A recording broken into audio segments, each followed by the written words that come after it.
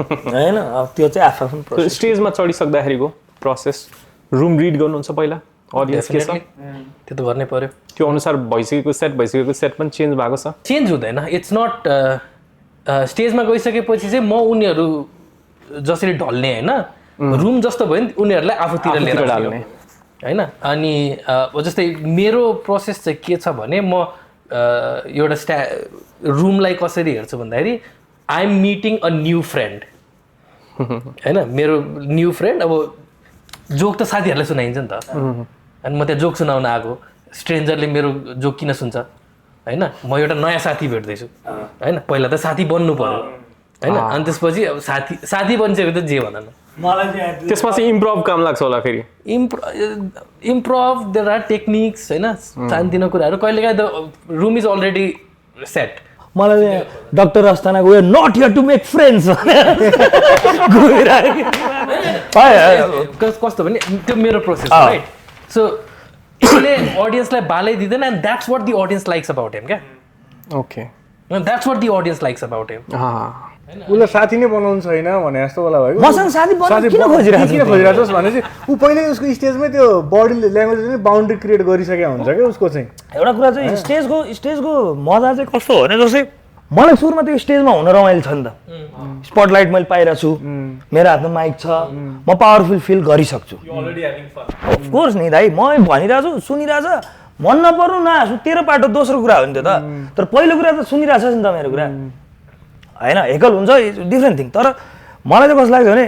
त्यो साथी बन्नु एउटा प्रोसेस हो तपाईँले आफूले इन्जोय गर्नु मलाई साथी भन्दा मेरो दिमागमै थिएन तर के चाहिँ हो भने आज चाहिँ कसरी भन्यो भने चाहिँ मान्छे हाँस्ला त एज इन जस्तै मसँग एउटै मटेरियल हो 5 वर्षदेखि सेम मटेरियल हो होइन नयाँ 2-4वटा बिट थप्यो होला जिन्दगीमा तर त्यो मटेरियललाई आज म यो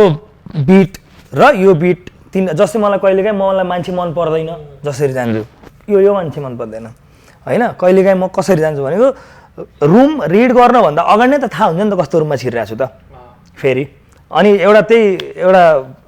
मलाई चाहिँ रमाइलो चाहिँ के छ भने विशाल गौतम यस्तै हो भनेर मान्छेले ऊ बनाइसकेपछि त्यो चाहिँ सहिलो छ तर त्यसको चाहिँ अब त्यो मिसयुज गरेर जे पनि लाग्यो त्यही भनेर हिँड्ने कुरा त होइन तर त्यो प्रिभिलेज एकैछिन हो फेरि हँसाएन कि अगाडिको 2 मिनट हो अलिकति प्रिभिलेज त्यसपछि लाइक अडियन्स डिफिकल्ट भयो भने तपाईँको अडियन्सको एनर्जीले पनि म्याटर गर्छ होला नि त तपाईँको सेटमा त त्यतिखेर सेट छोडिदिने अब सेटमा बस्न थाल्यो भने गयो अब गफ गर्ने लाऊ तिमीलाई के सुन्नु मन थियो अरे दोहोरी लाऊ गाइदिन्छु म अब चाहिँ फेरि मैले त यति यो कोभिड पछि यति धेरै ओपन भेन्यूहरूमा सो गरेँ कि कसम सेटमा जान खोज्छु जानै पाउँदैन सेटमा जान खोज्छु जानै पाउँदैन ए मारवारी तिमीसँग त ब्याङ्क खाता हेऱ्यो भने रमाइलो हुन्छ क्या अब तिम्रो अब त्यहाँ के गर्ने अब चाहिँ मस्ती गर्ने आफ्नो मटेरियल सुनाउनु पर्ने छ भने यति धेरै कुरा कन्ट्रोल गर्नुपर्छ from lighting to how far the audience is audience म गएर अडियन्सको कुर्सी हेर्छु त if it's like this not gonna work होइन audience too comfortable doesn't work it's to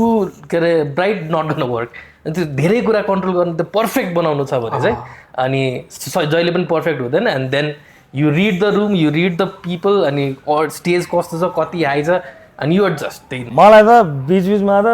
वेटरले सामान ल्याइदियो हुन्थ्यो जस्तो लाग्थ्यो क्या सामान ल्याइदियो यसलाई भन्यो त पडाङपुङ पारो होइन माइक बिग्रिदियो जस्तो लाग्छ